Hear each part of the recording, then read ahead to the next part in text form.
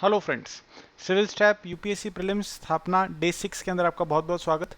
Economy का ये revision exercise हम करने लग रहे हैं, जिसके अंदर हम आपके साथ most basic most fundamental concepts को डिस्कस कर रहे हैं, जो आपको एग्जाम के हिसाब से मालूम होने ही चाहिए। आज के इस सेशन के अंदर हम agriculture, industries and services sector, खासकर from Indian economy point of view से हम सारी चीज़ों को डिस्कस करने वाले हैं। ये लेक्चर देख लेने के बाद आपके जो बेसिक फंडामेंटल्स है वो बहुत ज़्यादा स्ट्रांग हो जाएंगे, बहुत ज़्यादा क्लियर हो जाएंगे, राइट। तो चलिए आगे बढ़ाते हैं हमारे डिस्कशन को। जो हमारा प्रोग्राम आपके साथ चलने लग रहा है, शेड्यूल उसका आपके सामने रखा हुआ है। Day 1 that was on 16th of March, उसके बाद डे 1, डे 2, 3, 4 हो गए थे मार्च में ही। Because of lockdown and various other reasons ये एक्सरसाइज जो है बीच में थोड़ी सी डिले हो गई। We were able to deliver day 5 to you and now this is day 6। We have already discussed national income, macroeconomic identities, fractional reserve banking, monetary policy, inflation indexes, inflation management, components of budget, deficit rates management, balance of payment, exchange rate, 5-year plan, balance of payment crisis and LPG reforms. And आज के lecture में हम discuss करेंगे agriculture, industries and services. स्थापना and प्रयास जोड़ी साथ में चलने लग रही है। जो स्थापना का लेक्चर आता है उसके बाद जो है आपका प्रयास का लेक्चर आता है। So we have to be available, all of us have to come for Prayas session today. जितने भी लोग स्थापना आज देख रहे हैं उन्हें प्रयास के सेशन में आना चाहिए। और आज का एक मेगा सेशन होने वाला है जिसके अंदर हम 50 एमसीक्यूज रिलेटेड टू इकोनॉमिक्स जो है सॉल्व करने वाले हैं। अच्छे previous year questions as well as वो क्वेश्चंस जो पूछे जा सकते हैं, एक मिक्स्ड बैग ऑफ क्वेश्चंस को मैं आपसे सॉल्व करवाने वाला हूं। उसके अंदर आपको जो है शरीक होना चाहिए, प्रेजेंट आपको होना चाहिए। सारा रिवीजन आपको कर लेना चाहिए, चाहे फिर इंडस्ट्रीज का चैप्टर हो, सर्विसेज का चैप्टर हो, एग्रीकल्चर का चैप्टर हो, employment, poverty, inequality as well as miscellaneous chapter जो हो, हमारे क्रैश कोर्स के जो पार्ट हैं उन सारे चैप्टर्स का आपको रिवीजन कर लेना चाहिए। आज के प्रयास सेशन के अंदर जो बहुत बड़ा सेशन होने वाला है उसके अंदर लेक्चर 13 to 20 के अंदर जो जो मोस्ट इंपॉर्टेंट टॉपिक्स हैं उन सारी चीज़ों का रिवीजन आपको करना है। मैं तो आपको स्थापना के माध्यम से मोस्ट कंपोनेंट, जो मोस्ट बेसिक कंपोनेंट्स वो मैं आपको बताने ही लग रहा हूँ, बट आपको बहुत तगड़े तरीके से सारी चीज़ों का रिवीजन करके आना है और पूरे दमखम के साथ आपको पार्टिसिपेट हमारे सेशन के अंदर करना है। हमारा जो क्रैश कोर्स है उसका मैंने ब्लूप्रिंट आपके सामने रखा हुआ है।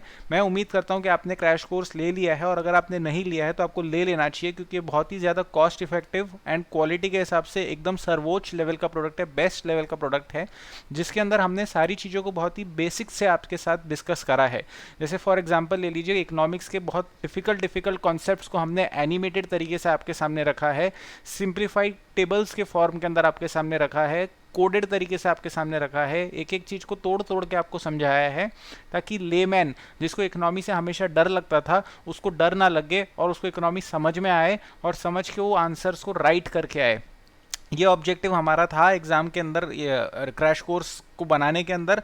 और जो हमारे को रिव्यू मिले हैं, जिन स्टूडेंट्स के साथ मैंने इंटरेक्ट करा है पर्सनली, मुझे कोई ऐसा रिव्यू अभी तक भगवान की दया से नहीं मिला है कि हमने इकोनॉमी समझने के हिसाब से आपका क्रैश कोर्स लिया था लेकिन समझ में नहीं आ रहा है। जितने भी रिव्यू मिले हैं उसमें ये बताया गया है कि लिया था और बहुत बढ़िया समझ में आने लग रहा है। भगवान की दया से अच्छा काम चल रहा है, चलता रहे तो बहुत ही अच्छी बात है। डेफिनेशन वगैरह हमने आपके साथ बहुत डिस्कस करे हैं क्रैश कोर्स के अंदर, क्योंकि इकोनॉमी ऐसा सब्जेक्ट है जिसके अंदर यदि आपके डेफिनेशंस क्लियर है, कॉन्सेप्ट्स क्लियर है, तो ऑटोमेटिकली उसका एप्लीकेशन जो है वो आपका क्लियर चला जाता है। तो हर एक चीज़ को बड़े बेसिक, मतलब जो बोलते हैं ना, बहुत ही फाउंडेशनल लेवल के ऊपर से हमने उठाया है।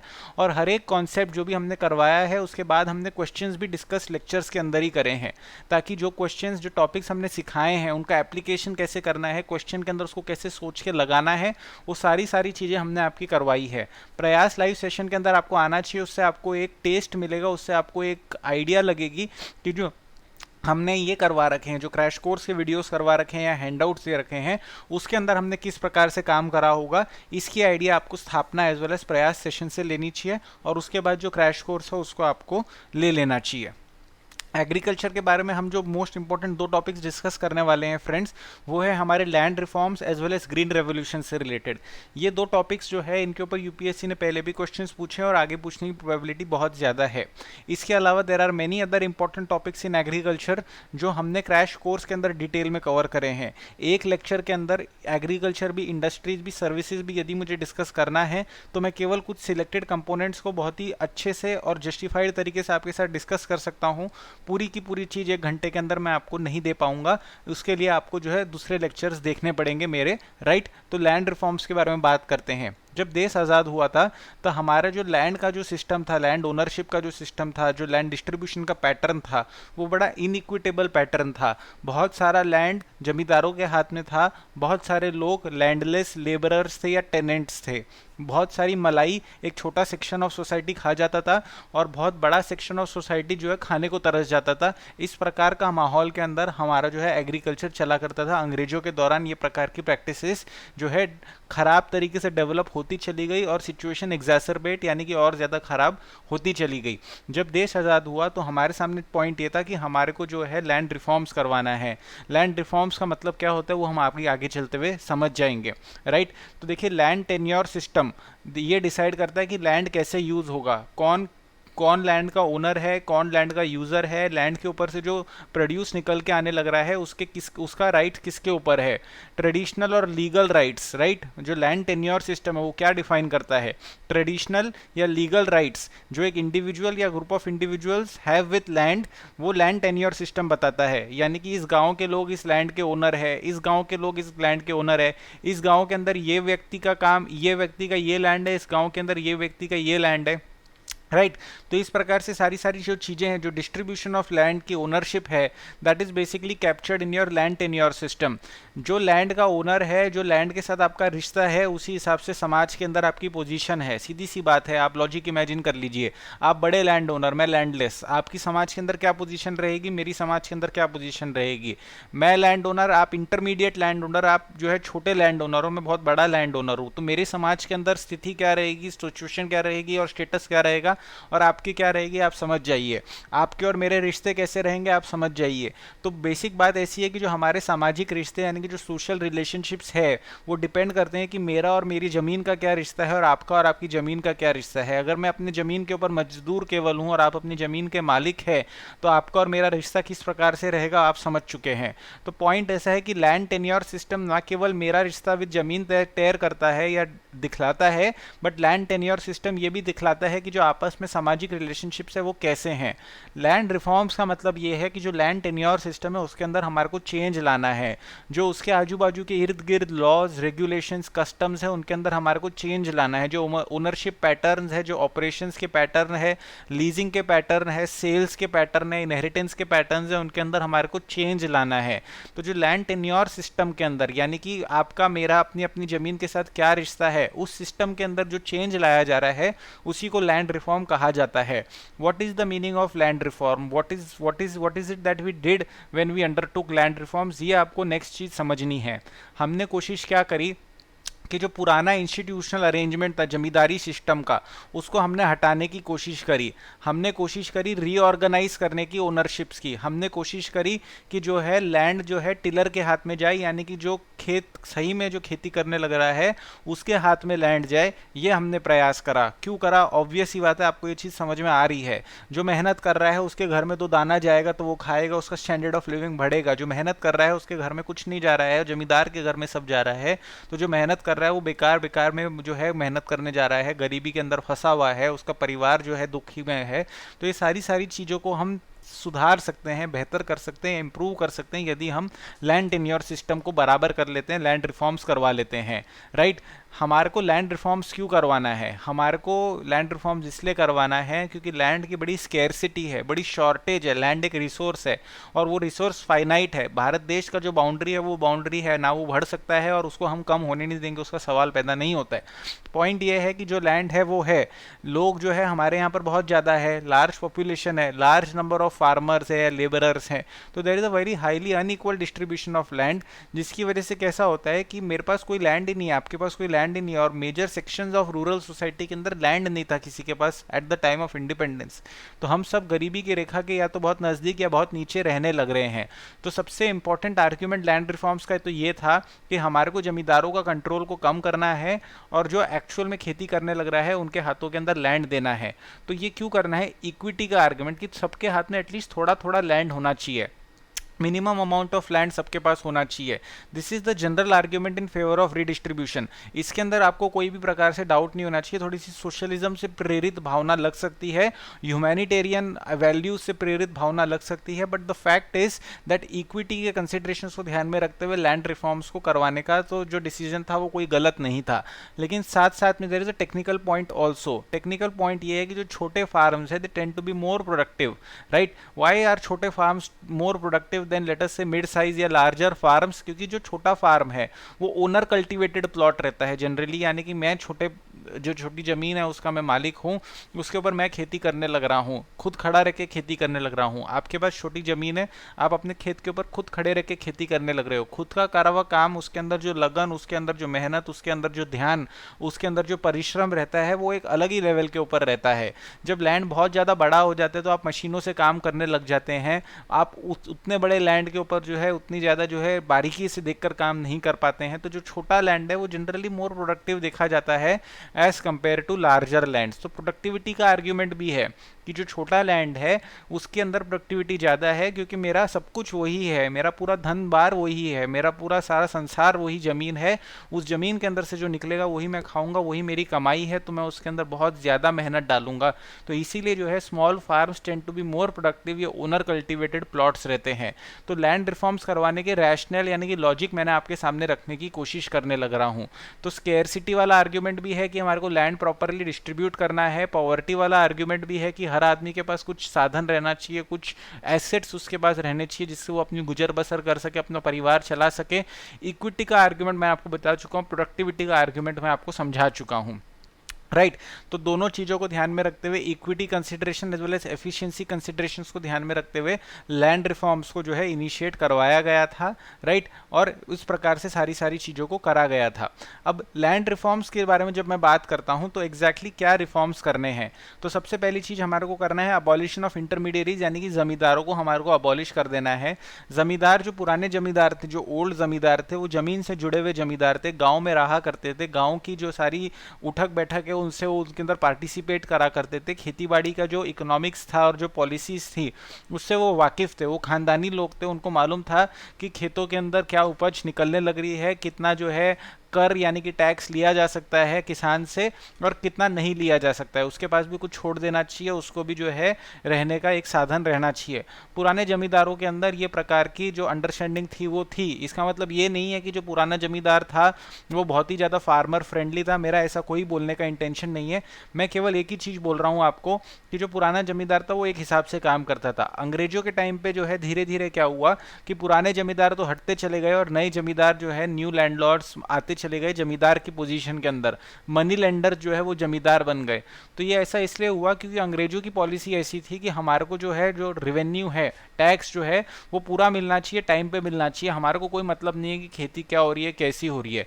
पुराना जमींदार जो है जमीन से जुड़ा हुआ आदमी था, तो वो अंग्रेजों को समझाने की कोशिश करता था कि खेती के अंदर ये ऐसे नहीं हो सकता है कि जितना हमने डिसाइड कर दिया है रेंट उतना हर साल एक पॉइंट के ऊपर मिलना ही मिलना चाहिए, क्योंकि कई बार ऐसा होता है कि खेती कभी ज़्यादा हो जाती है, कभी कम हो जाती है, मॉनसून डिपेंडेंट काम है। अंग्रेज सुनवाई करते नहीं थे। वो क्या करते थे, जो पुराना जमींदार था जो ये प्रकार की बातें समझाने को आता था उनको वो धीरे धीरे साइड में हटा दिया करते थे, जमींदारी उनसे ले लिया करते थे। और जो नया जमींदार था या कोई नया मनी लेंडर था जो प्रॉमिस कर देता था अंग्रेजों को कि मैं आपको कोई भी हालत में इस तारीख तक आपका रेंट लाकर दे दूंगा, उनको वो जमींदार बना दिया करते थे। तो जो पुराने जमींदार थे, जो कंसिडरेट जमींदार थे, जो अच्छे जमींदार थे, जो समझदार जमींदार थे, वो धीरे धीरे हटते चले गए और एब्सोल्यूट ब्लड सकर्स और पैरासाइट्स जो है वो जमींदार की पोजीशन के अंदर आकर बैठ गए। वो रेंट कलेक्टर्स थे, राइट, और वो कुछ काम नहीं करा करते थे, केवल केवल रेंट कलेक्ट करा करते थे। अबॉलिशन ऑफ इंटरमीडिएरीज का मतलब ये था कि जो 200 लाख यानी कि 2 करोड़ टेनेंट्स जो हैं वो direct contact with the government के अंदर आ गए, राइट। उनके ऊपर से जो एक्सप्लॉइटेटिव जमींदार था उसको हटा दिया गया, ओनरशिप जो है वो टेनेंट्स के हाथ में दे दी गई, राइट। और अब जब टेनेंट्स के हाथ में ओनरशिप आ चुकी है तो अब उनके पास इंसेंटिव है कि वो अच्छा काम करे, खेत के अंदर इन्वेस्टमेंट करे, कमाए उसके अंदर से और ज़्यादा आउटपुट निकाले, जिसकी वजह से ग्रोथ ऑफ एग्रीकल्चर हो पाएगा। सारा मलाई जमींदार खा जाता था, तो जो अगर मैं वो खेत के ऊपर काम करने भी लग रहा हूँ तो मेरे पास तो केवल खाने भर का बचा हुआ है, तो मैं खेत के अंदर क्या इन्वेस्टमेंट करूंगा, क्या प्रोडक्शन बढ़ाने का मेरा इंसेंटिव रहेगा, कुछ नहीं रहेगा। प्रोडक्शन प्रोडक्शन बढ़ाऊंगा तो कौन खा जाएगा? मालिक खा जाएगा, जमींदार खा जाएगा। तो मैं क्यों बढ़ाऊंगा? मैं नहीं बढ़ाऊंगा। लेकिन जब मैं खुद मालिक बन गया तब मैं बढ़ाऊंगा, तब मेरे पास इंसेंटिव्स है। तो मेरी ओनरशिप की वजह से मेरे इंसेंटिव्स आर ऑल्सो अलाइनिंग। और देश के लिए ये क्यों इंपॉर्टेंट है, भारत सरकार के लिए क्यों इंपॉर्टेंट है? क्योंकि आबादी हमारी बड़ी है, फूड स्कैरसिटी की वजह से फमीन्स हमारे कंट्री के अंदर हो जाते हैं, लाखों करोड़ों लोग मर जाते हैं, वो हमारे को नहीं होने देना है। उसके लिए फूड प्रोडक्शन बढ़वाना है और उसके लिए भी ये जो है हमारे को हेल्प करेगा। उसके अलावा हमने टेनेंसी रेगुलेशंस करवाए। ऐसा नहीं होना चाहिए कि टेनेंट हूँ मैं, अगर आप जो है ज़मीन के मालिक है और मैं आपका टेनेंट उभाड़ू तू, है ना, और मैं आपकी ज़मीन के ऊपर खेती करने लग रहा हूं और जो भी प्रोड्यूस होने लग रहा है उसका 60%, 70%, 80% आप ले जा रहे हैं और 10-20-30% केवल मेरे पास छोड़ के जाने लग रहे हैं। मतलब मैं तो एक प्रकार से बहुत ही मजदूर वाली पोजीशन के अंदर जा चुका हूं। तो टेनेंसी रेगुलेशंस के ऊपर हमने काम करने की कोशिश करी, जो कॉन्ट्रेक्चुअल टर्म्स है उनको हमने सुधारने की कोशिश करी।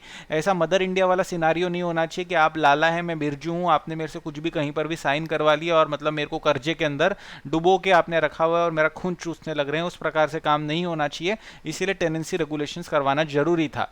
उसके अलावा बहुत सारे लोगों के पास बहुत ज़्यादा ज़मीनें थी, तो लोगों की जो ज़मीन की होल्डिंग थी, लैंड होल्डिंग थी, उसके ऊपर सीलिंग लगाई गई कि एक पर्सन जो है उससे ज़्यादा लैंड होल्ड नहीं कर पाएगा। तो पर्पस क्या था लैंड सीलिंग का?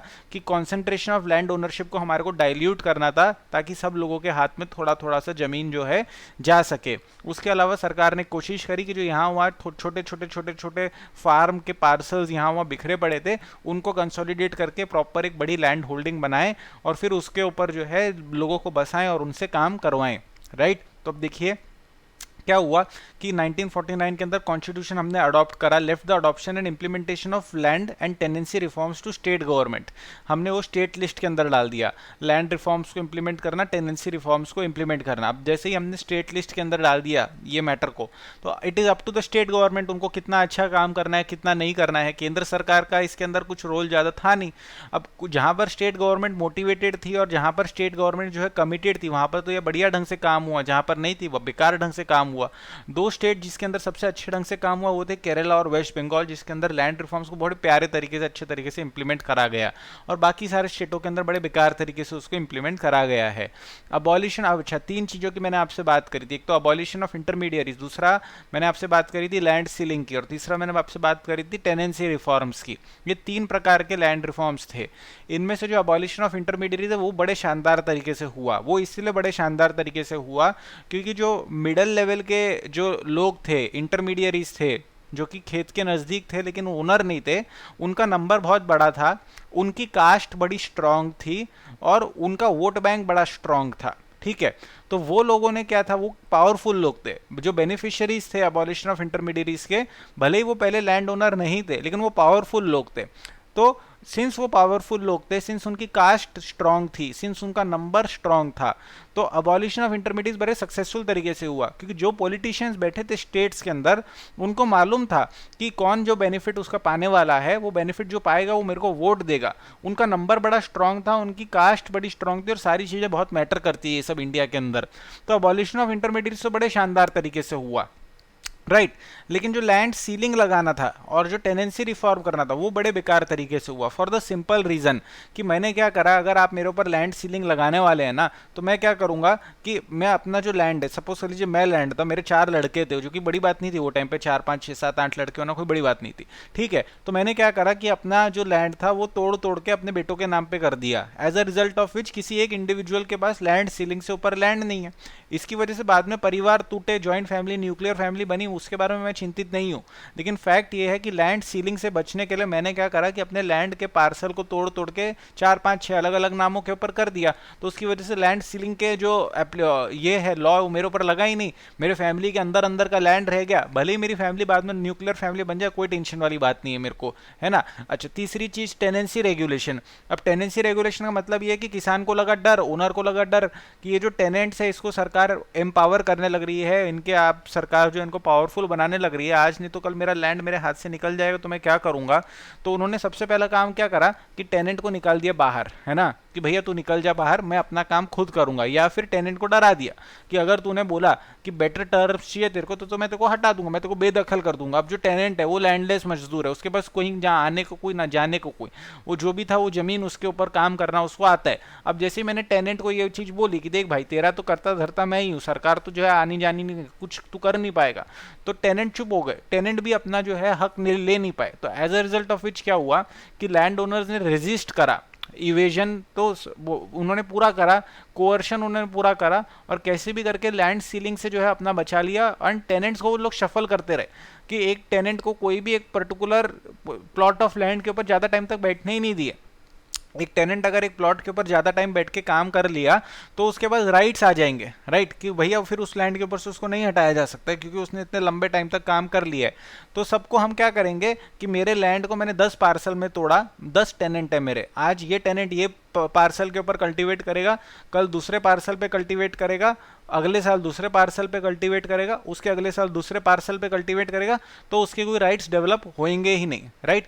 तो इसका मतलब आपको समझ में आ चुका है कि लैंड रिफॉर्म्स कितने सक्सेसफुल हुए और कहाँ सक्सेसफुल हुए, जिन एरियाज में सक्सेसफुल हुए या जिन एस्पेक्ट्स में सक्सेसफुल हुए वो क्यों हुए, और जिन एरियाज में नहीं हुए वो क्यों नहीं हुए। Kerala and West Bengal, West Bengal ने ऑपरेशन लॉन्च करा था, ऑपरेशन बरगा, यूपीएससी आपको ये पूछ सकती है। तो ये सारी चीज़ों की अंडरस्टैंडिंग आपके पास होनी चाहिए, रटना नहीं है, केवल अंडरस्टैंडिंग होनी चाहिए, इसलिए आपको पूरी कहानी मैंने सुनाई है। अब बात करते हैं नेक्स्ट इंपॉर्टेंट टॉपिक की, यानी कि ग्रीन रेवोल्यूशन के बारे में हम बात करेंगे। आप जानते हैं कि हमारे पास पॉपुलेशन का जो प्रेशर है वो काफ़ी ज़्यादा है, और अगर पॉपुलेशन का प्रेशर ज़्यादा है तो हम उनको खिला पाने चाहिए, उनको हम जो है उनके एटलीस्ट जो व्हीट राइस जो है उनकी बेसिक नीड्स को है वो पूरा कर पाने चाहिए। पूरा भी हम कर नहीं पाने लग रहे थे, तो as a result of which Bharat सरकार को कैसा करना पड़ता था कि अमेरिका वगैरह से मदद मांगनी पड़ती थी, फूड लोन मांगना पड़ता था कि आप हमारे को जो है गेहूं दे दीजिए, आप हमारे को ग्रेन्स दे दीजिए, इस प्रकार से हमारे को हाथ फैलाना पड़ता था। और हाथ फैलाना अमेरिका के सामने बड़ा खतरनाक हो सकता है, क्योंकि अमेरिका कोई भी चीज़ फोकट में किसी को नहीं देता है। अगर वो हमारे को खाना दे रहे हैं तो हमारे को जता देंगे, बता देंगे, और वो हमारा आर्म ट्विस्ट करने के अंदर पीछे नहीं रहेंगे। अगर अमेरिका के साथ अमेरिका और यूएसएसआर का जो है कोल्ड वॉर चलने लग रहा है, जो कि वो टाइम पे चलने लग रहा था, तो अमेरिका को बेझिझक तरीके से वो बोलेगा इंडिया को कि इंडिया आप हमारी मदद करो, यूएसएसआर के अगेंस्ट जो है आप हमारे कोल्ड वॉर के अलाय बन जाओ। अब इंडिया अगर यूएसए का अलाय बन जाएगा तो यूएसएसआर से तो दुश्मनी हो जाएगी, और यूएसए एक्चुअली हमारे को रिक्वेस्ट नहीं कर रहा है कि आप यूएसएसआर के अगेंस्ट हमारे साथ जुड़ जाओ अलायंस के अंदर। यूएसए हमारे को धमकी दे रहा है कि तुम्हारे को हम खाना दे रहे हैं PL480 के माध्यम से, और वो PL480 के माध्यम से जो तुम्हारे पास खाना आने लग रहा है, तो उस बदले में, खाने के बदले में तुम हमारे को क्या देने लग रहे हो। तो ये प्रकार का बड़ा ही घटिया प्रकार का जो अप्रोच था अमेरिका का रहा करता था, और यही सारी चीज़ों को ध्यान में रखते हुए और खुद की सॉवरेंटी को प्रोटेक्ट करने के हिसाब से हमने डिसाइड करा कि कुछ हमारे को करने की ज़रूरत है। हमने जो नई एग्रीकल्चरल पॉलिसी यानी कि न्यू एग्रीकल्चरल पॉलिसी लेकर आए, that was basically green revolution, right. तो ग्रीन रेवोल्यूशन का मतलब बेसिकली आप लोग क्या समझते हैं पॉपुलरली कि शॉर्टेज खत्म हो गई, एक्सटर्नल डिपेंडेंस खत्म हो गई, और खाने के अंदर हम लोग सेल्फ सफिशिएंट हो गए। लेकिन जो उसका टेक्निकल परसेप्शन यानी कि जो उसका टेक्निकल इंटरप्रिटेशन वो ये है कि हमने बेहतर वेराइटी ऑफ सीड्स को यूज़ करना शुरू करा, और जो फार्मिंग की प्रैक्टिसेस थे उनके अंदर हमने काफ़ी रेवोल्यूशनरी चेंजेस जो है लेकर आए, जिसकी वजह से हमारे को जो है जो फूड ग्रेन्स का प्रोडक्शन वो सरप्लस मिला। नॉर्मन बोरलो साहब है जो father of green revolution globally माने जाते हैं, राइट, और MS स्वामीनाथन जी है जो father of green revolution in India माने जाते हैं, राइट। क्योंकि जो नॉर्मन बोरलो साहब का जो काम था उसको इंडियन कंडीशंस के हिसाब से अडेप्ट करके इम्प्लीमेंट करने के अंदर स्वामीनाथन जी का बड़ा ही क्रिटिकल, बड़ा ही इंपॉर्टेंट रोल था, राइट। एंड वो थे, इसलिए जो है ग्रीन रेवोल्यूशन जो इतना शानदार तरीके से इंडिया के अंदर स्प्रेड हो पाया। इंडियन एग्रीकल्चर की ग्रोथ रेट केवल 3% थी, फूड शॉर्टेज का प्रॉब्लम था, पॉपुलेशन बहुत ज़्यादा थी, प्राइजेस जो है आउट ऑफ कंट्रोल बार बार में चल जाया करते थे, हंगर डेथ्स जो है फमाइन लेवल के ऊपर नहीं होने लग रहे थे, करोड़ों करोड़ों लोग नहीं मरने लग रहे थे जैसे अंग्रेजों के ज़माने में मर जाते थे, लेकिन फिर भी हंगर रिलेटेड डेथ्स जो है होने लग रही थी। तो ये बहुत ही ज़्यादा मतलब जो है it is like a curse on humanity, या it is like a very जो बोलते हैं ना बहुत ही नेगेटिव प्रकार का ये है कि मतलब हंगर डेथ्स होने लग रहे डेमोक्रेटिकली इलेक्टेड गवर्नमेंट के राज के अंदर। उसके अलावा हमारे को यूएस से वीट इंपोर्ट करनी थी, PL 480 स्कीम थी, एंड जो वॉल्यूम ऑफ इंपोर्ट थे वो राइज होते चले गए। वॉर्स हो गए चाइना पाकिस्तान के साथ, उसके अलावा 2 सक्सेसिव ड्रॉट्स हो गए, और आप देखने लग रहे हैं कि ये जो shortage, increase in population, increase in prices, increase in dependence plus droughts, यानी कि कंडीशंस जो है वो बहुत ज़्यादा जो है ख़राब होती चली गई। और ये सारी चीज़ें और ज़्यादा ख़राब तब हो गई जब यूएस ने बोला कि वियतनाम वॉर के अंदर आप हमारे को सपोर्ट करो तो हम आपको फूड ग्रेन्स भेजेंगे, यानी कि अगर आप हमारे को सपोर्ट नहीं करोगे तो हम आपको फूड ग्रेन्स नहीं भेजेंगे। तो क्वेश्चन ये आ जाता है कि at this point in time क्या भारत देश आज़ाद है भी, या फिर वो अमेरिका की डिक्टेट करी हुई पॉलिसीज़ को मानने के अंदर जो है मजबूर हो चुका है। इस पॉइंट के ऊपर मिड 1960s में हमने डिसाइड करा कि फूड सेल्फ रिलायंस को जो है हमारी टॉप प्रायोरिटी बनाना चाहिए, और बनाना सही बात भी है। अगर कोई सरकार अपने सिटीजन्स को खाना नहीं खिला सकती है सही ढंग से, तो वो उनके लिए और क्या ही कर सकती है। तो फूड सिक्योरिटी बिकेम अवर टॉप मोस्ट प्रायोरिटी। बहुत सारे एक्सपर्ट्स के साथ हमने काम करा, बहुत लंबे समय से काम शुरू था। फोर्ड फाउंडेशन भी उसके अंदर इन्वॉल्व थी। उन्होंने हमारे को बताया था कि मॉडर्न एग्रीकल्चरल इनपुट्स को कैसे यूज़ करा जा सकता है प्रोडक्शन प्रोडक्टिविटी बढ़ाने के लिए। On the basis of the recommendation given by the above, सरकार ने जो है इंटेंसिव डेवलपमेंट प्रोग्राम शुरू करा था 7 डिस्ट्रिक्ट 7 स्टेट्स 1960 के अंदर, और इस प्रोग्राम का नाम था इंटेंसिव एरिया डेवलपमेंट प्रोग्राम। तो ये जो IADP है इसको आपको याद रखना चाहिए, इसके ऊपर यूपीएससी आपको क्वेश्चन पूछ सकती है। ये थर्ड प्लान के अंदर स्टार्ट कर लिया गया था। बहुत इंपॉर्टेंट है मेंशन करना कि नॉर्मन बर्लो डेवलप करे थे HYV for wheat, high yielding variety for wheat in Mexico in 1960, और कई कंट्रीज इंडिया इंक्लूडिंग इंडिया के अंदर उसको लगाया गया था, जिसकी वजह से प्रोडक्शन और प्रोडक्टिविटी के अंदर काफ़ी बड़ा जंप हमारे को देखने को मिला है। एंड स्वामीनाथन जी का इसके अंदर कंट्रीब्यूशन बहुत ही सराहनीय है और अतुल्य है। बहुत ही अच्छा तरीके से इन्होंने जो है सारा काम करा है। न्यू एग्रीकल्चरल स्ट्रेटजी के अंदर बेसिकली हम क्या बोलेंगे कि सीड वाटर फर्टिलाइजर स्ट्रेटजी है। अब सीड वाटर फर्टिलाइजर स्ट्रेटजी जो है वो एक प्रकार की डबल एज स्वॉर्ड बन चुकी है। डबल एज स्वॉर्ड कैसे बन चुकी है कि जिन एरियाज़ के अंदर वाटर फर्टिलाइजर देने की फार्मर के पास ताकत थी या साधन था, उन एरिया के अंदर तो ग्रीन रेवोल्यूशन बड़ा जल्दी आ गया, बड़ा पहले आ गया, और वो एरियाज जो है बहुत आगे निकल गए। हमारा पंजाब, हरियाणा, वेस्टर्न यूपी का नाम हमेशा लिया जाता है इस कॉन्टेक्स्ट के अंदर कि वहाँ के किसानों ने बड़ा धड़ल्ले से फायदा उठाया ग्रीन रेवोल्यूशन की टेक्नोलॉजी का, और उनका उसके अंदर कोई दोष नहीं है। लेकिन जिन फार्मर्स के पास फर्टिलाइजर देने की क्षमता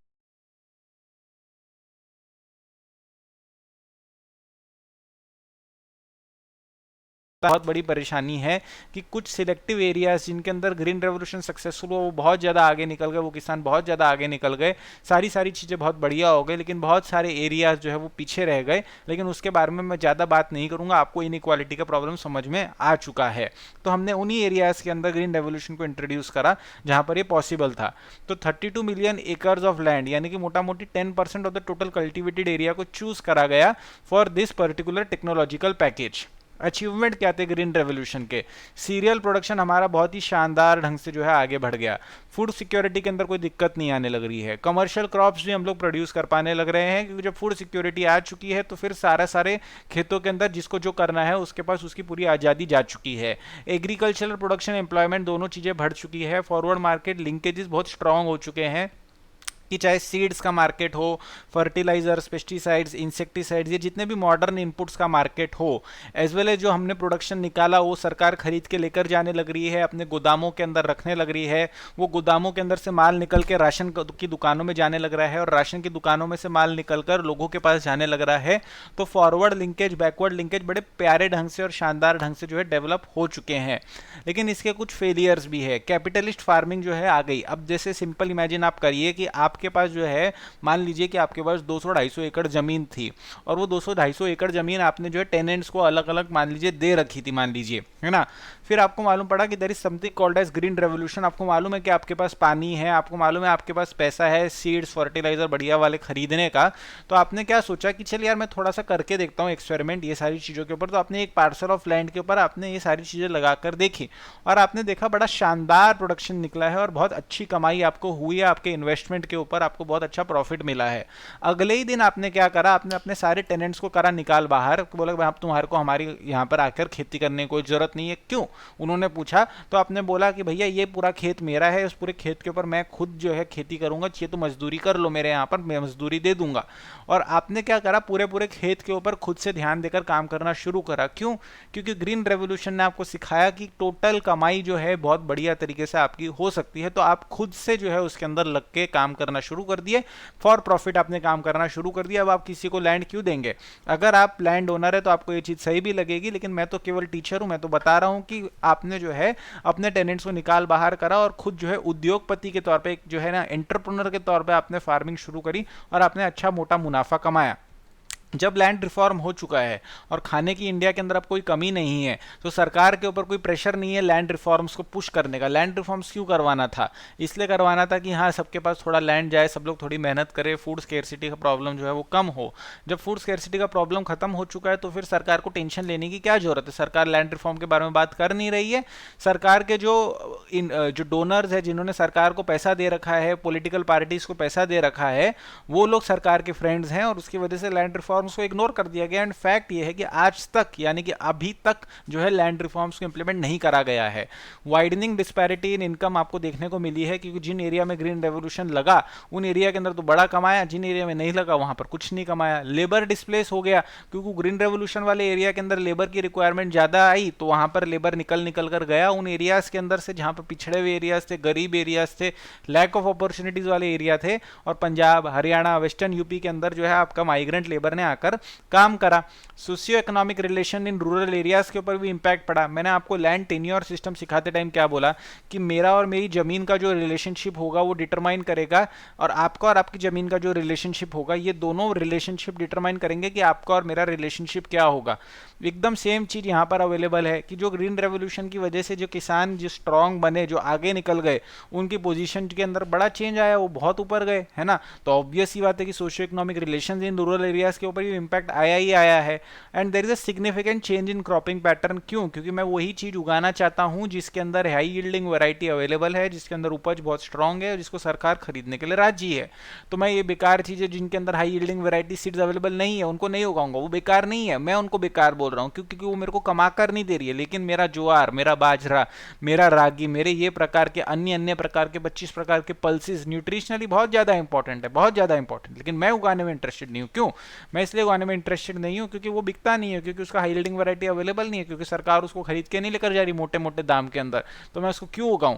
तो ये सारी चीजें जो है उसके फेलियर्स भी थे ग्रीन रेवोल्यूशन के, जो आपको मालूम होने चाहिए। उम्मीद करता हूं कि आपने सारी चीज़ों को बड़े एंजॉय करते हुए पढ़ा है, समझा है, और आपको वीडियो अगर पसंद आ रहा है तो लाइक एंड शेयर जरूर करेंगे। एग्रीकल्चर के अंदर मैंने ये 2 टॉपिक के बारे में पूरी अंडरस्टैंडिंग आपको दी। अब मैं आपसे बात करूंगा इंडस्ट्रियल सेक्टर के बारे में। इसका मतलब ये नहीं है कि एग्रीकल्चर सेक्टर में और कुछ भी इंपॉर्टेंट नहीं है, बहुत सारी चीज़ें इंपॉर्टेंट है। आज के प्रयास सेशन के अंदर मैं बहुत सारी चीज़ें और भी डिस्कस करने वाला हूँ आपके साथ, लेकिन एक लिमिट होती है रिविजन के अंदर सारी चीज़ें मैं आपको कैसे करवा सकता हूँ, इसीलिए एग्रीकल्चर को अब रखेंगे पीछे और इंडस्ट्रियल सेक्टर के ऊपर हम देंगे ध्यान। अब देखिए, इंडस्ट्रियल सेक्टर के अंदर बारे में बात हमने प्लानिंग के अंदर करी थी। हमने क्या बोले थे सेकेंड 5 ईयर प्लान के अंदर कि जो हमारा स्टेट है, यानी कि जो हमारी गवर्नमेंट्स हैं, है ना, they will take the commanding heights of the economy. जो बेसिक इंडस्ट्री और हैवी इंडस्ट्री डेवलप करने का जो जिम्मा था, जो जिम्मेदारी थी, जो रिस्पॉन्सिबिलिटी थी, वो किसके हाथों में थी, वो गवर्नमेंट के हाथ में थी, स्टेट के हाथ में थी, केंद्र सरकार हो या फिर राज्य सरकार हो। क्यों, क्योंकि आप जानते हैं कि हैवी एंड बेसिक इंडस्ट्री के अंदर एंट्री बैरियर बहुत बड़ा है। आप जानते हैं कि हैवी एंड बेसिक इंडस्ट्री में कैपिटल रिक्वायरमेंट बहुत ज़्यादा है। आप जानते हैं कि हैवी एंड बेसिक इंडस्ट्री लगाने के लिए जो दमखम चाहिए, जो पैसा चाहिए, जो एबिलिटी चाहिए, जो टेक्निकल नो हाउ चाहिए, वो एक व्यक्ति के पास अवेलेबल नहीं है। सरकार के पास ताकत है कि वो अन्य देशों से पैसा ला सकती है, टेक्नोलॉजी ला सकती है, एक्सपर्ट्स ला सकती है और सारा काम करवा सकती है। तो बात ऐसी है कि प्री रिफॉर्म यानी कि प्री 1991 इंडस्ट्रियल पॉलिसी का जो दौर था, उसके अंदर हमने देखा कि there is very heavy reliance on public sector, कि पब्लिक सेक्टर इंफ्रास्ट्रक्चर क्रिएट करेगा, पब्लिक सेक्टर इंडस्ट्रियल डेवलपमेंट में काम करेगा। उसके अलावा हमने क्या करा कि रिजर्व करा strategic areas of industrial production, जैसे for example iron and steel, coal, transport, power, mineral oil, atomic energy, arms, ammunition, allied items, defence equipment. ये केवल पब्लिक सेक्टर इसके अंदर काम कर पाएगा। एंड जो स्टेट है वो खुद जो है लीडिंग एंटरप्रेन्योर बन गया, चाहे फिर मशीन टूल्स बनाना हो, नॉन फेरस मेटल्स बनाना हो, या फिर फर्टिलाइजर बनाना हो, सारी सारी चीज़ों के अंदर बढ़िया तरीके से जो है स्टेट ने काम करना शुरू करा, क्योंकि वो टाइम की वो नीड थी। प्राइवेट सेक्टर का भी रोल था, ऐसा नहीं था कि हमने प्राइवेट सेक्टर को बोला कि तुम तुम्हारे घर में लॉकडाउन होकर बैठ जाओ, हमने ऐसा कुछ नहीं बोला। हमने प्राइवेट सेक्टर को बोला कि तुम कंज्यूमर गुड्स बनाने के अंदर आगे निकलो, तुम लोग जो स्मॉल स्केल सेक्टर है उसके अंदर आगे निकलो। तो स्मॉल स्केल जो है या कंज्यूमर गुड्स वाला जो सेक्टर है उसके अंदर हमने प्राइवेट सेक्टर को जो है छूट दे दी, राइट। इंडस्ट्रियल लाइसेंसिंग को बहुत ज़्यादा इंपॉर्टेंट टूल माना गया। क्यों माना गया? अच्छी चीज़ करी गई थी, सोच अच्छी थी। जब इंप्लीमेंटेशन खराब हो जाता है तो अच्छी सोच भी जो है बेकार हो जाती है। इंडस्ट्रियल लाइसेंसिंग इसलिए लाया गया क्योंकि अंग्रेजों के ज़माने में इंडस्ट्रीज़ कहाँ पर लगी? मोटा मोटी बॉम्बे, मद्रास, कलकत्ता, यहाँ पर आपके लाहौर वगैरह लगे। चलो वो तो पाकिस्तान के हाथ में चला गया, उनके बारे में क्या बात करनी। पॉइंट ये है कि कुछ मेजर जो अर्बन एरियाज है वहाँ पर अंग्रेजों की इंडस्ट्री या अंग्रेजों के ज़माने में जो इंडस्ट्री लगी वो कुछ छोटे छोटे सिलेक्टेड नैरो रीजन्स के अंदर लग गई। अब पूरा देश तो वहाँ आके बस नहीं सकता है छोटे छोटे एरियाज के अंदर या कुछ शहरों के अंदर। पॉइंट ये है कि हर राज्य के अंदर, हर डिस्ट्रिक्ट के अंदर कुछ ना कुछ काम होना चाहिए, कुछ ना कुछ इकोनॉमिक एक्टिविटी होनी चाहिए, जो कि आज भी भारत सरकार करवाने की कोशिश कर रही है। तो वो टाइम पे तो हमने इसके बारे में बिल्कुल सोचा ही था। तो हमने क्या बोले थे कि हम लाइसेंसिंग करेंगे। लाइसेंसिंग यानी कि कौन इंडस्ट्री कहाँ लगा सकता है ये हम डिसाइड करेंगे। अच्छा, दूसरी चीज़, ऐसा नहीं होना चाहिए कि मोनोपोली क्रिएट हो जाए। मोनोपोली का मतलब ये होता है कि ऐसा नहीं होना चाहिए कि एक पर्टिकुलर आइटम एक पर्टिकुलर बिजनेस फैमिली के हाथ में पूरा चला जा चुका है कि वो ही बना रहे हैं, वो ही सप्लाई कर रहे हैं, वो नहीं बना रहे तो कोई सप्लाई नहीं कर रहा, और कोई सप्लाई नहीं कर रहा है तो उसका भाव बढ़ने लग रहा है और लोग परेशान होने लग रहे हैं। इस प्रकार का मोनोपोली का गेम हम नहीं चलने देंगे। तो दो चीज़ें थी लाइसेंसिंग को इंट्रोड्यूस करने के हिसाब से, कि एक तो जियोग्राफिकल डिस्पर्शन करवाना था इंडस्ट्रीज़ का, कि हमारे को रीजनल बैलेंस्ड इंक्लूसिव प्रकार से डेवलपमेंट करवानी थी, सबको साथ सबका विकास करवाना था वो टाइम पे, राइट। और उसके अलावा हमें मोनोपोली इसको क्रिएट नहीं होने देना था। तो हमने लाइसेंसिंग लाए। लेकिन अब प्रॉब्लम क्या हो गया कि लाइसेंसिंग तो हम लाए, ठीक है ना, कि अगर सपोज कर लीजिए कैपेसिटी आपको एक्सपेंड करनी है, नया प्लांट आपको लगाना है, क्या टेक्नोलॉजी आप यूज़ करेंगे, क्या प्रोडक्ट्स आप बनाएंगे, है ना, कहाँ पर आप लोकेट करेंगे, इंपोर्ट आप कितना करेंगे, सारी चीज़ें जो है आपको सरकार से परमिशन लेकर करना था।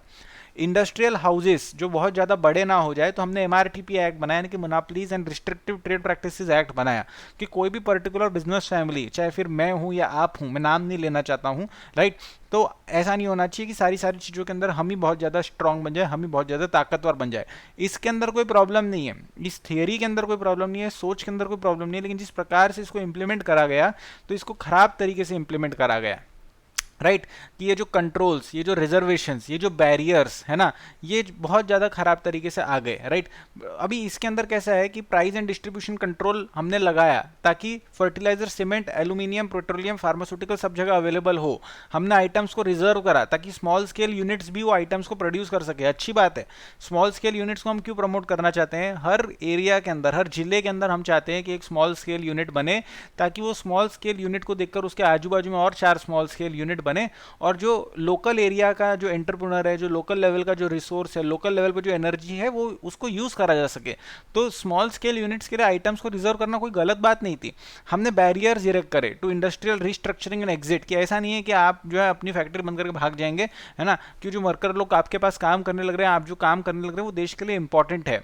हमने क्या करा? इंडस्ट्रीज को प्रोटेक्ट करा, इंपोर्ट टैरिफ लगाया, हमने मुश्किल बना दिया बाहर से इंपोर्ट करके कुछ लाना। क्यों? क्योंकि हम चाहते हैं कि हमारे देश के अंदर प्रोडक्शन कैपेसिटी बढ़े, हमारे देश के अंदर के लोगों की एबिलिटी बढ़े, राइट। तो सारी चीज़ों को प्रोटेक्ट करने के हिसाब से इन्फेंट इंडस्ट्री आर्ग्यूमेंट को ध्यान में रखते हुए हमने इंपोर्ट टैरिफ्स लगाए और import of manufactured consumer goods को बैन कर दिया। तो सारी चीज़ें हमने करी, एक पूरा का पूरा जो है हमने प्रोटेक्शनिस्ट प्रकार का माहौल बनाकर लिया।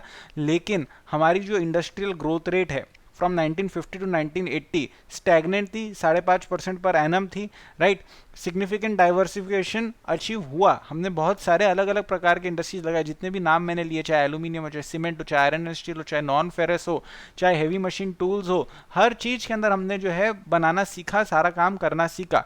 टोटल फैक्टर प्रोडक्टिविटी जो है लेकिन हमारी उतनी ज़्यादा नहीं थी, स्टैग्नेट हो गई, डिक्लाइन हो गई, राइट। हाई कॉस्ट हो गया हमारे इंडस्ट्रियल स्ट्रक्चर का, एंटी एक्सपोर्ट बायस हो गया, कॉम्पिटिटिवनेस कॉम्पिटिटिवनेस खत्म हो गई और हमारा एक्सपोर्ट्स के अंदर शेयर कुछ भी नहीं रहा। हुआ क्या, जब हमने इतने सारे लाइसेंसिंग के रिस्ट्रिक्शंस लगाए, हमने इतने सारे रिस्ट्रिक्शंस लगाए कि पहली बात तो प्राइवेट सेक्टर कई सारे एरियाज में काम नहीं कर सकता। दूसरी बात, हमने बोल दिया कि ये वाले आइटम जो है केवल स्मॉल स्केल सेक्टर के अंदर बन सकते हैं, यानी कि अगर वो वाले आइटम का लगाने का मैं बड़ा प्लांट बनाना चाहता था तो मैं बना नहीं सकता हूं। अगर मैं आधुनिक टेक्नोलॉजी इंपोर्ट करके उनको बनाना चाहता था तो मैं ला नहीं सकता हूं। अगर मेरे को मान लीजिए कि इंपोर्ट करना था क्योंकि यहाँ के मैन्युफैक्चरर्स बेकार थर्ड क्लास प्रोडक्ट्स बनाने लग रहे हैं और मैं अच्छा माल बाहर से इंपोर्ट करके लाकर अच्छा माल लोगों को बेचना चाहता था, तो मैं कर नहीं सकता हूँ, राइट। मैं कहाँ फैक्ट्री लगा सकता हूँ, क्या बना सकता हूँ, किस भाव में बेच सकता हूँ, ये अगर सरकार डिसाइड करना चाहती है और सरकार अच्छे से करती है तो बहुत अच्छी बात है। लेकिन अगर बाबू लोग जो है मतलब अपनी मनमर्जी के हिसाब से करप्ट तरीके से काम करने लग रहे हैं तो वो बड़ी प्रॉब्लमेटिक बात है। तो वही सारी चीज़ें जो अच्छी थी, जो इंटेंशंस अच्छे थे 50s के अंदर के, जो इंटेंशंस अच्छे थे 60s 70s 80s आते आते वो सारी चीज़ों का जो इम्प्लीमेंटेशन है वो बड़े ख़राब ढंग से होने लग रहा था। और जो रिस्ट्रिक्शंस लगाए गए थे या जो प्रोटेक्शन दिए गए थे इंडियन इंडस्ट्री को, वो हमारे अगेंस्ट ही काम करने लग रहा था। सिंस हमने इंडियन इंडस्ट्री को प्रोटेक्ट कर रखा था तो इंडियन इंडस्ट्री को मालूम था कि कोई कंपटीशन बाहर से नहीं आ सकता, तो जो है हम ही हम हैं और हमारे अलावा कोई है ही नहीं दूसरा। हम बनाएंगे तो बिकेगा, हम नहीं बनाएंगे तो नहीं बिकेगा। सो देर neither were they efficient, nor were they cost effective, nor were they very high quality. ना ही उनको एक्सपोर्ट करने में कोई मतलब था क्योंकि मार्केट तो इंडिया का बड़ा था ही, उसके अंदर बेच देंगे जो भी बना रहे हैं कचरा, ठीक है। तो इस प्रकार से काम बड़ी खराब तरीके से होने लग रहा था। As a result of which ना हमारा कोई एक्सपोर्ट शेयर था, ना हमारा कोई कॉम्पिटिटिवनेस था, ना ही हम दुनिया के अंदर कोई भी चीज़ के लिए नामी गिरामी नामचीन कंपनी इंडिया के अंदर से निकल कर आई उस दौर के अंदर। And that was a major problem of the industrial sector in the pre reform regime.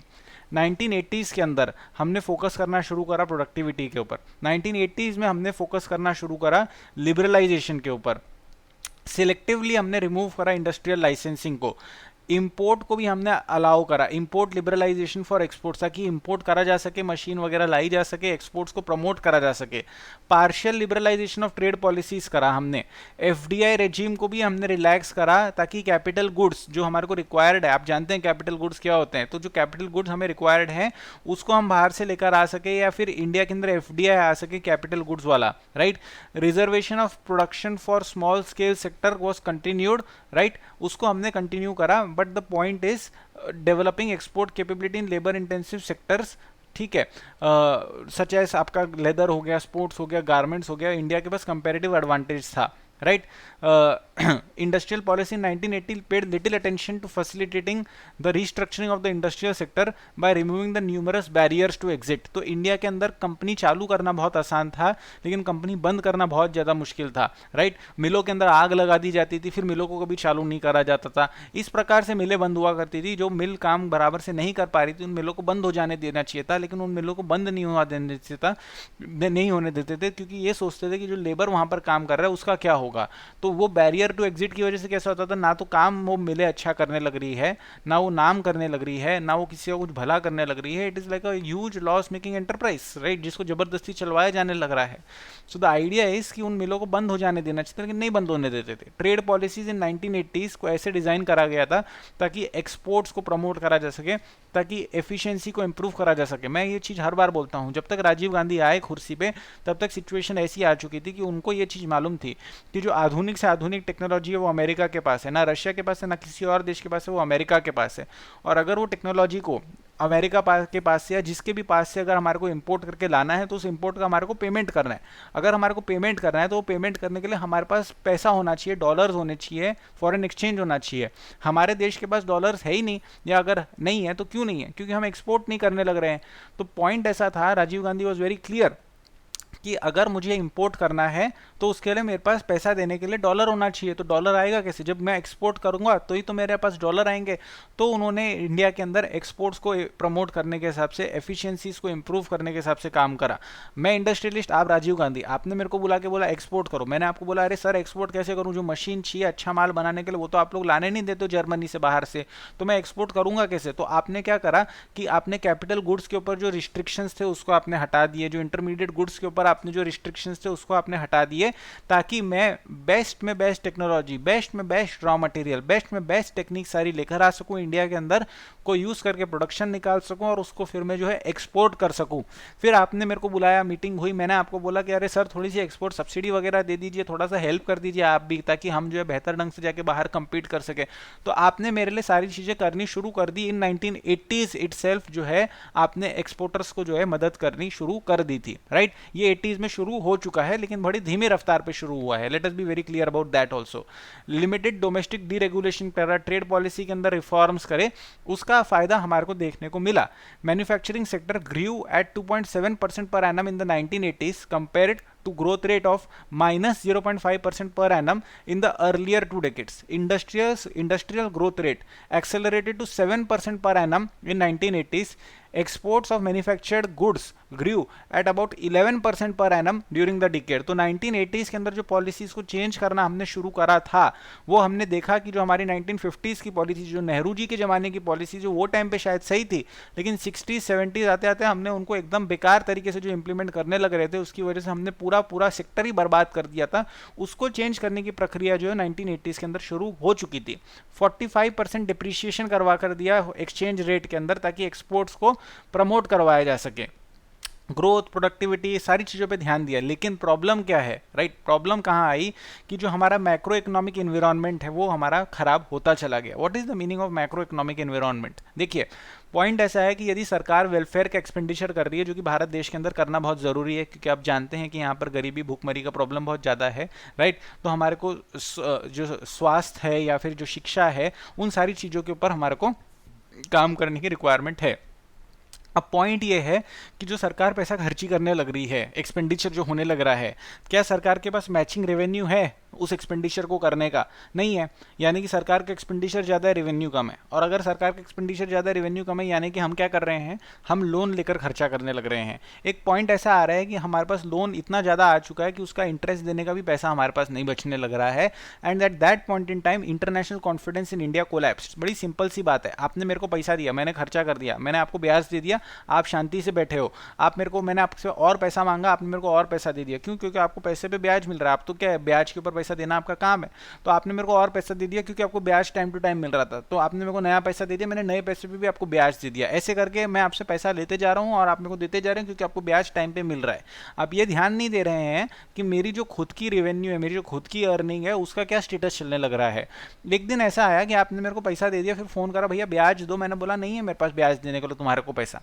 वो टाइम पे आपने आंख खोली और देखा कि अरे यार ये क्या हुआ, है ना, ये बंदे के पास तो रेवेन्यू ही नहीं है, ये बंदे के पास तो इनकम ही नहीं है, ये मेरे से पैसा लेता जा रहा था, मैं इसको देता जा रहा था, अब ये मेरे को बोल रहा है ब्याज देने का इसके पास पैसा नहीं है, अब मैं इसके अंदर से पैसा रिकवर कैसे करूं? तो ये आप सोचेंगे, तो आप ये सोचेंगे मैं इसके अंदर से पैसा मेरा निकालूं कैसे। आप गलती से भी मेरे को 1 रुपया नया नहीं देंगे। क्यों? क्योंकि ये जब मैंने जैसे ही आपको ये बोल दिया कि मेरे पास आपको ब्याज देने का पैसा नहीं है, गेम खत्म। वही चीज़ इंडिया के साथ हुई कि जैसे ही इंडिया ने ये बोल दिया कि भैया हमारे पास तो अब पैसा नहीं है, 15 दिन का ही पैसा बचा है इंपोर्ट करने का, और जो ब्याज व्याज देना है वो बाद में होगा, इसका मतलब ये है कि international confidence in the country collapse, there is a balance of payment crisis. India को पेमेंट बाहर ज़्यादा देना है, बाहर से लेना बहुत कम है, अब क्या करें? ऐसी वाली स्थिति के अंदर इंडिया जो है IMF को अप्रोच करेगा, राइट। इंडिया जो है IMF को और वर्ल्ड बैंक को अप्रोच करेगा।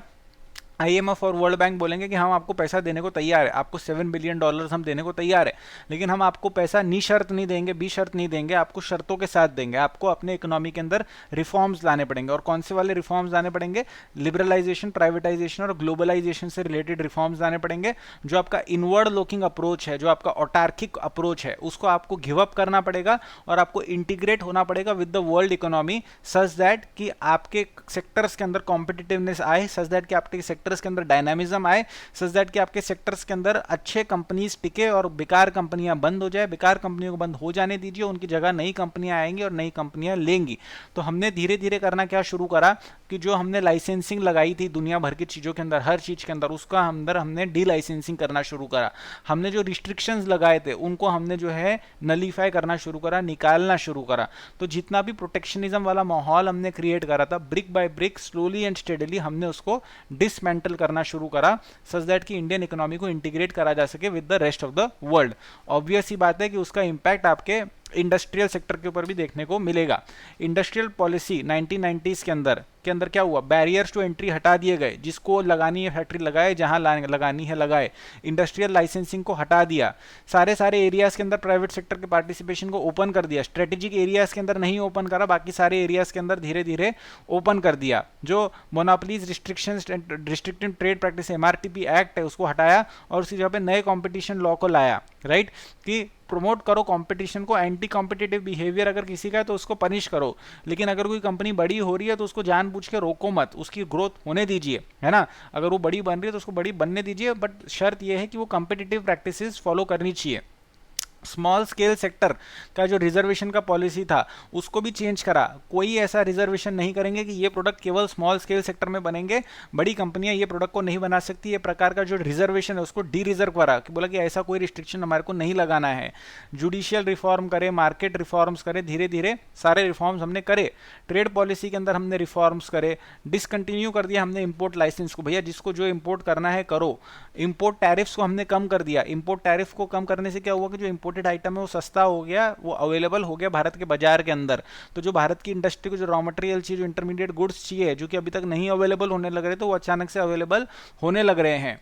इंपोर्ट लाइसेंसिंग को धीरे धीरे हटा दिया, क्वांटिटेटिव रिस्ट्रिक्शंस को फिर 2001 के अंदर पूरा टाटा बाय बाय कर दिया। इस प्रकार से हमने इंडस्ट्रियल सेक्टर्स के अंदर रिफॉर्म लाए। 1990s के अंदर हमने FDI के रूल्स को लिबरलाइज करा, ताकि इंडिया के अंदर अच्छी कंपनियां आ सके, अच्छी टेक्नोलॉजी, अच्छा पैसा लेकर आ सके।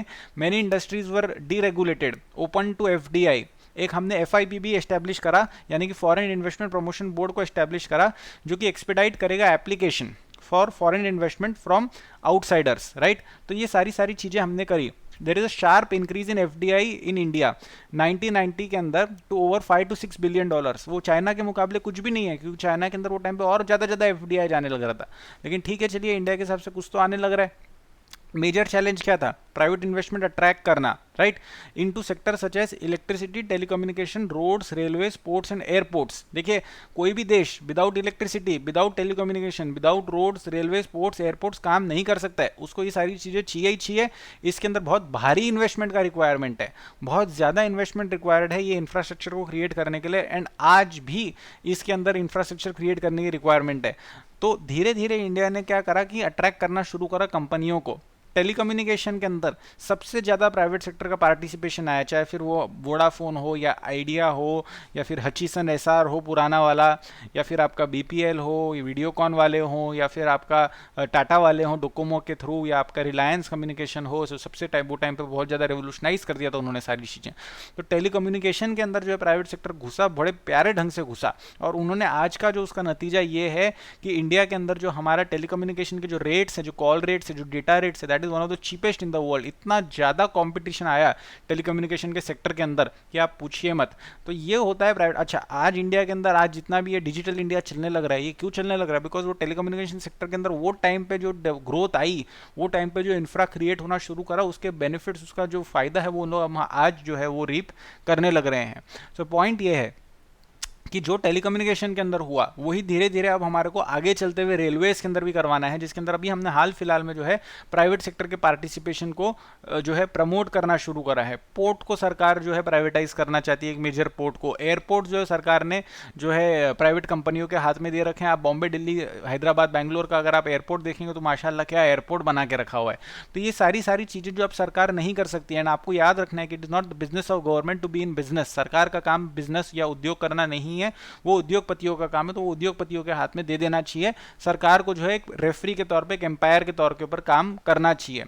PSUs के अंदर रिफॉर्म लाए गए। जो PSUs बेकार काम कर रही है उनको बेच दिया गया, बंद कर दिया गया, और जो PSUs अच्छा काम करने लग रही है उनको ग्रेटर ऑटोनॉमी दी गई, अच्छा फ्रीडम दिया गया, राइट। तो इस प्रकार से काम करा गया। एक डिसइन्वेस्टमेंट कमीशन को सेटअप करा गया 2001 के अंदर, लेकिन प्राइवेटाइजेशन को 1997 में सेटअप करा गया।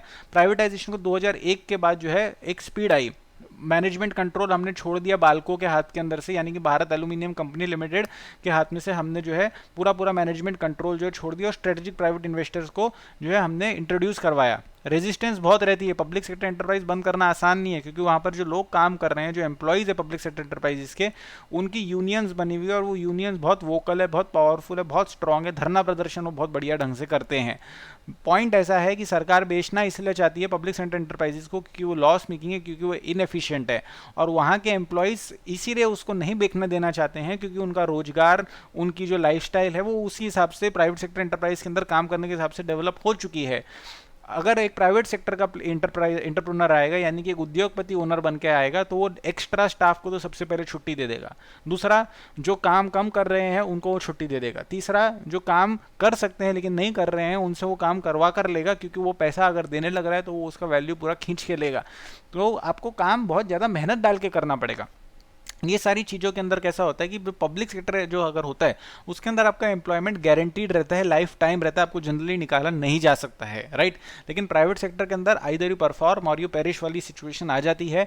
तो जो लोगों ने प्राइवेट सेक्टर के अंदर एंट्री ले ली है वो लोगों का इच्छा ये है कि प्राइवेट सेक्टर जो है वो लाइफ टाइम तक चलता, पब्लिक सेक्टर जो है वो लाइफ टाइम तक चलता रहे, राइट, और वो प्राइवेट ना बने, इसीलिए वो आ जाए वहाँ पर रेजिस्टेंस। तो इस प्रकार से सारी चीज़ों को हमारे को देखना पड़ेगा।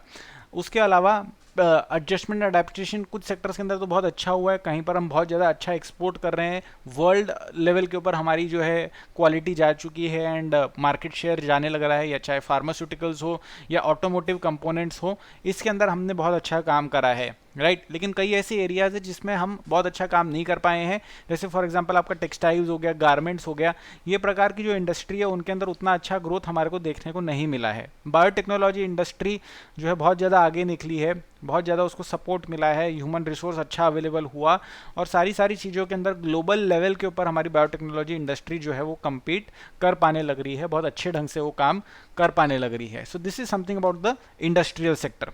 अब बात करेंगे हम सर्विसेज सेक्टर की, राइट। अच्छा, इंडस्ट्रियल सेक्टर खत्म करने के पहले आज मैं आपको चैलेंजेस बता देना चाहता हूँ कि आज भी labour intensive manufacturing sector India के अंदर उतना अच्छे से डेवलप नहीं हुआ है जितना होना चाहिए था। हमने मेक इन इंडिया प्रोग्राम को लॉन्च कर दिया है, लेकिन वो मेक इन इंडिया प्रोग्राम हमारा सक्सेसफुल नहीं हुआ है। ये सारी चीज़ें आज भी हमारे लिए प्रॉब्लमेटिक है और इन चीज़ों के ऊपर हमारे को काम करना बेहद ज़्यादा ज़रूरी है।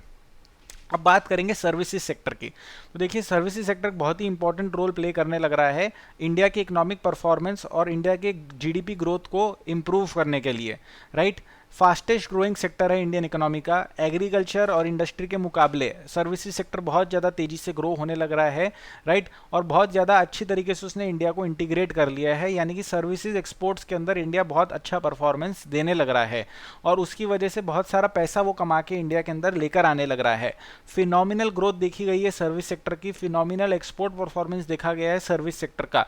इंफॉर्मेशन टेक्नोलॉजी कंपनियां, बीपीओज जो है वो सर्विस प्रोवाइड करने लग रहे हैं बाहर देशों के अंदर बैठे हुए क्लाइंट्स को, चाहे फिर वो अमेरिका हो, यूरोप हो, ऑस्ट्रेलिया हो या कोई भी इंग्लिश स्पीकिंग कंट्री हो, उसके अंदर जो है बहुत अच्छा सर्विसेज हम जो है प्रोवाइड करने लग रहे हैं हमारे कॉल सेंटर्स, बीपीओज, केपीओज के माध्यम से जो हमने इंडिया के अंदर लगा रखे हैं, right.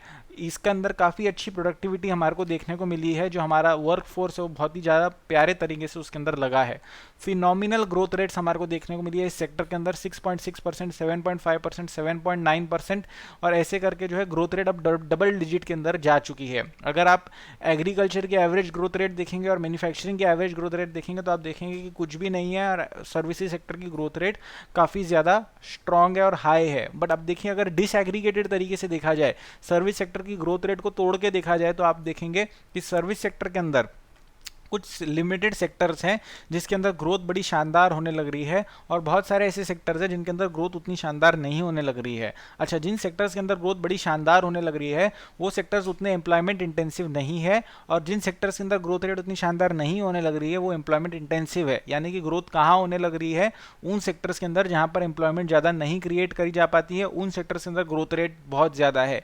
And this is a major problem that India is facing. मैं आगे चल के भी यही चीज़ आपको बताने वाला हूँ। पहली बात तो ये है कि as compare to manufacturing, services sector के अंदर जो एम्प्लॉयमेंट करवाई जा सकती है वो कम है। That is point number 1। ये चीज़ आपको नोट कर लेनी चाहिए कि जितना मैन्युफैक्चरिंग के अंदर एम्प्लॉयमेंट हो सकता है या इंडस्ट्रीज में एम्प्लॉयमेंट हो सकता है, उतना सर्विस में एम्प्लॉयमेंट नहीं होता है। मान लीजिए कि सर्विस सेक्टर को 100 करोड़ का टर्नओवर करना है, और मान लीजिए इंडस्ट्रीज के अंदर पर्टिकुलरली मैन्युफैक्चरिंग के अंदर 100 करोड़ का टर्नओवर करना है, तो वो 100 करोड़ का टर्नओवर करने के लिए सर्विस सेक्टर बहुत कम लोगों को यूज़ करेगा, manufacturing as compare to services बहुत ज़्यादा लोगों को यूज़ करेगा। तो एम्प्लॉयमेंट कहाँ क्रिएट होता है ज़्यादा? मैन्युफैक्चरिंग में होता है, सर्विसेज के अंदर कम होता है। विद इन सर्विसेज कुछ सेक्टर्स है जहां पर एम्प्लॉयमेंट ज़्यादा क्रिएट होता है, जैसे फॉर एग्जांपल आपका रेलवे हो गया, एडमिनिस्ट्रेशन हो गया, लीगल हो गया, रियल एस्टेट हो गया, यहाँ पर आपकी ज़्यादा एम्प्लॉयमेंट क्रिएट होती है। बिजनेस सर्विसेज सच एज आपकी software services, IT enabled services, banking services, communication services, ये वो सर्विसेज जिनके अंदर एम्प्लॉयमेंट कम क्रिएट होता है। इंडिया की growth rate is service driven growth rate, point number 1। And with in service के अंदर, सर्विसेज के विद इन हमारी जो ग्रोथ है that is driven bye few sectors which is business, banking and communication. इसका मतलब क्या हो गया कि इंडिया के अंदर जो ग्रोथ आने लग रही है वो जॉबलेस ग्रोथ है। क्यों? क्योंकि पहली बात तो हमारी ग्रोथ जो है वो इंडस्ट्री ड्रिवन नहीं है, वो मैन्युफैक्चरिंग ड्रिवन नहीं है। चाइना की ग्रोथ मैन्युफैक्चरिंग ड्रिवन थी, इंडिया की growth is not manufacturing driven, it is services driven. Within services हमारी growth is driven by business, banking and communication, जो कि और भी कम एम्प्लॉयमेंट प्रोड्यूस करते हैं। इसीलिए इंडिया के अंदर क्या प्रॉब्लम आ रहा है? जॉबलेस ग्रोथ का प्रॉब्लम आ रहा है कि yes, because of services growth and because of few sectors with in services की ग्रोथ की वजह से इंडिया का जो जीडीपी ग्रोथ का आंकड़ा है वो आपका बढ़ता जाने लग रहा है। 8%, 9%, 7% ऐसे चलने लग रहा था, लेकिन वो 7%, 8%, 9% के हिसाब से जो जॉब्स क्रिएट होने चाहिए तो वो जॉब्स नहीं क्रिएट होने लग रहे हैं। As a result of which we are facing a problem of jobless growth, and that is very very important to understand, right. Contribution to GDP अगर आप देखेंगे सर्विस सेक्टर का बड़ा कंट्रीब्यूशन है। 1950s टू 1990s एग्रीकल्चर का share in GDP decline by 25%, और वो जो 25% डिक्लाइन हुआ एग्रीकल्चर का शेयर 40 साल में, तो इंडस्ट्री का और सर्विसेज का शेयर बराबर बराबर बढ़ा, यानी कि 12.5% आप ऐसा एक बार मान सकते हैं कि बढ़ा इंडस्ट्री का शेयर एंड सर्विसेज का शेयर। 1990s के बाद शेयर ऑफ इंडस्ट्री जो है that remained stagnant at 27%, share of agriculture kept declining, and जितना भी शेयर ऑफ एग्रीकल्चर डिक्लाइन हुआ सारा का सारा इंक्रीज कहाँ पर हुआ? Share of services in GDP increased. लेकिन कहीं पर भी ऐसा नहीं देखा गया, कोई भी कंट्री में ऐसा नहीं देखा गया।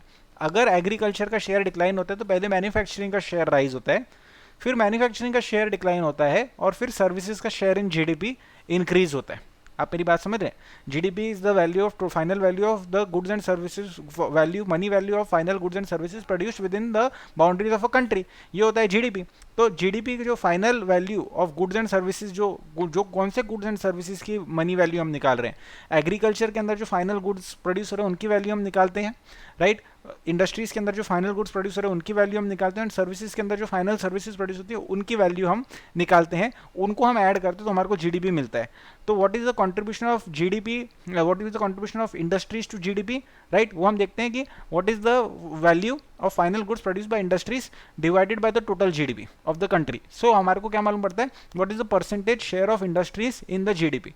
उस प्रकार से हम परसेंटेज शेयर निकालते हैं एक सेक्टर का इन द जीडीपी, राइट। तो हमने क्या देखा है कि इंडिया के अंदर as compare to other developing countries, right, जो शेयर इन एग्रीकल्चर डिक्लाइन हुआ तो शेयर ऑफ इंडस्ट्री राइज नहीं हुआ, right, share of services rise हुआ। दिस इज अबरेशन, ऐसा नहीं हुआ है, ऐसा कहीं नहीं हुआ है। और इंडिया का जो टर्शरी सेक्टर यानी कि सर्विसेज सेक्टर है, प्राइमरी सेक्टर को हम एग्रीकल्चर को प्राइमरी सेक्टर में डालते हैं, इंडस्ट्रीज को सेकेंडरी में डालते हैं, एंड सर्विसेज को टर्शरी में डालते हैं। तो जो हमारा सर्विसेज सेक्टर है it has leapfrogged, it has jumped ahead of your industries sector, जो कि कहीं पर भी ऐसा नहीं हुआ है। और इसका मतलब क्या हुआ कि जो एम्प्लॉयमेंट जितना प्रोड्यूस होना चाहिए था उतना एम्प्लॉयमेंट प्रोड्यूस नहीं हुआ है, हमारा एम्प्लॉयमेंट लैग करा है, right. Share of services in total employment was only 23%। Growth in services की वजह से क्या हुआ कि सर्विस सेक्टर की employment has not been accompanied by concomitant rise in service sector employment. Services की ग्रोथ तो बढ़ती चली गई, सर्विसेज का कंट्रीब्यूशन इन जीडीपी बढ़ता चला गया, लेकिन जो सर्विस सेक्टर में लोग काम करने लग रहे हैं वो कम कम कम कम रहते रह गए। यानी कि एग्रीकल्चर जिसमें 50% प्लस लोग काम करने लग रहे हैं उसका contribution is only 15%, 16%, something like that. Industries के अंदर कॉन्ट्रीब्यूशन इज 27%, सर्विसेज का contribution is almost close to 60% या 55% ऑफ जीडीपी, लेकिन सर्विसेज में कितने लोग काम करने लग रहे हैं? हार्डली 25%। तो इसका मतलब क्या है कि बहुत लिमिटेड लोग बहुत सारा नेशनल इनकम जनरेट करने लग रहे हैं, तो ऑब्वियसली उस नेशनल इनकम का बेनिफिट उन लिमिटेड लोगों के पास जाने लग रहा है in the form of income and profit. बहुत सारे लोग बहुत कम नेशनल इनकम जनरेट कर पाने लग रहे हैं, यानी कि बहुत सारे लोग के पास बहुत लिमिटेड इनकम आने लग रही है, बहुत लिमिटेड प्रॉफिट्स आने लग रहे हैं. So there is a rising problem of inequality in India because of this kind of a growth model that we have been having, right. तो आप देख लीजिए कि इंडिया ने आउट परफॉर्म कर दिया है चाइना को, बहुत ज़्यादा हमारी सर्विसेज ग्रो हुई है. और ये सारे के सारे आंकड़े आपके सामने रखे हुए, कंपैरेटिव प्रकार के आंकड़े रखे हुए, इंटरनेशनल कंपैरिजन करा हुआ है, as well as within service sector का comparison within India with the industry sector करा हुआ है, राइट. सॉफ्टवेयर सर्विसेज ग्रो हो रही है, उसमें अंदर हमारा कॉम्पिटिटिवनेस बहुत हाई है, राइट. सारी चीज़ें बहुत अच्छी बता रखी है, यहाँ पर कुछ भी गलत नहीं बता रखा है. आप पढ़ेंगे आपको बड़ा मजा आएगा, पीडीएफ आपको मिल जाएगा.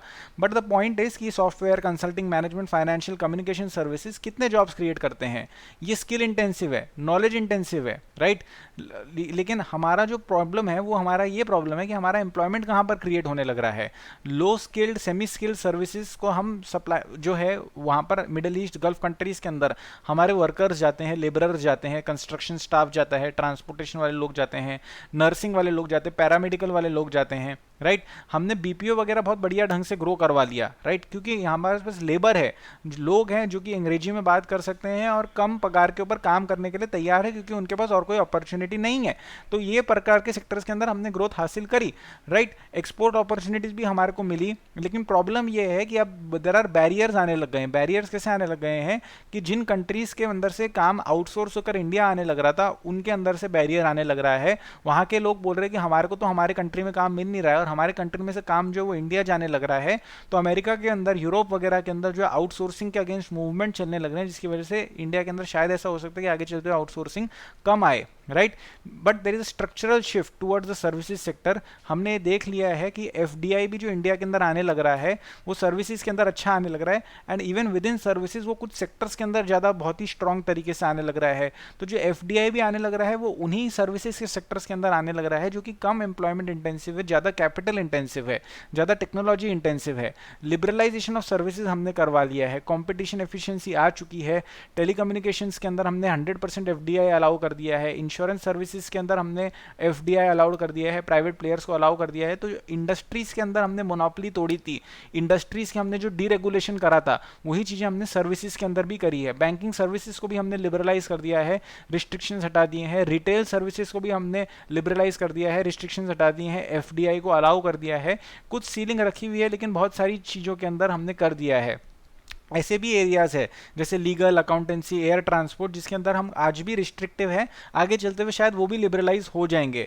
एयर ट्रांसपोर्ट सर्विसेज में हमने लिबरलाइजेशन लेकर आए हैं, हमने 100% एफडीआई अलाउ कर दिया है, राइट. तो ये सारी चीज़ें हमने करी है और उसका बेनिफिट्स हमारे को मिला है. ग्रोथ रेट हमारी बढ़ी है, एफिशिएंसी हमारी इंप्रूव हुई है, इंक्रीज हुई है. ये सारी चीज़ें बढ़िया ढंग से हुई है. प्रोडक्टिविटी इंप्रूव हो गई है, कंपटीशन आ चुका है, integration with the world economy हो चुका है, right. Technological externalities, knowledge spill over, सारी चीज़ों के फायदे हमारे को मिल चुके हैं. बट द प्रॉब्लम इज कि is growth led by services sustainable, and यही सबसे इंपॉर्टेंट चीज है जो कि आपको मैं बताना चाहता हूं, क्योंकि हमारी जो है ब्रॉड बेस्ड ग्रोथ हमारे को चाहिए. सर्विस सेक्टर की ग्रोथ जो है एक्सटर्नल डिमांड के ऊपर डिपेंडेंट है, हमारे को इंटरनल डिमांड क्रिएट करनी है, राइट. क्योंकि अगर अमेरिका, यूरोप के अंदर डिमांड खराब होती है तो ऑटोमेटिकली सर्विस सेक्टर की परफॉर्मेंस खराब हो जाती है. तो वो सर्विसेज की जो ग्रोथ है वो इंटरनली ड्रिवन होनी चाहिए. और हमारे को जो हाई एम्प्लॉयमेंट इंटेंसिव सर्विसेज है, जैसे for example trade, tourism, construction, distribution, इन प्रकार की सर्विसेज को भी बहुत ज़्यादा प्रमोट करवाना है ताकि एम्प्लॉयमेंट क्रिएट करवाई जा सके. क्योंकि at the end of the day रोजगार जाना बहुत ज़्यादा ज़रूरी है हमारे यूथ के पास. तो ये है पूरा सर्विस सेक्टर का आपके सामने कच्चा चिट्ठा. दोस्तों, एग्रीकल्चर की मोस्ट इंपॉर्टेंट बातें, सर्विसेज की मोस्ट इंपॉर्टेंट बातें, एज वेल एज इंडस्ट्रीज की मोस्ट इंपॉर्टेंट बातें मैंने आपके सामने रखी है, और आपका बेसिक फाउंडेशन को स्ट्रॉन्ग एंड क्लियर बनाने का मैंने इस वीडियो के माध्यम से प्रयास करा है. यदि आपको मजा आया तो लाइक एंड शेयर जरूर करिएगा. Thank you very much. All the very best. जय हिंद.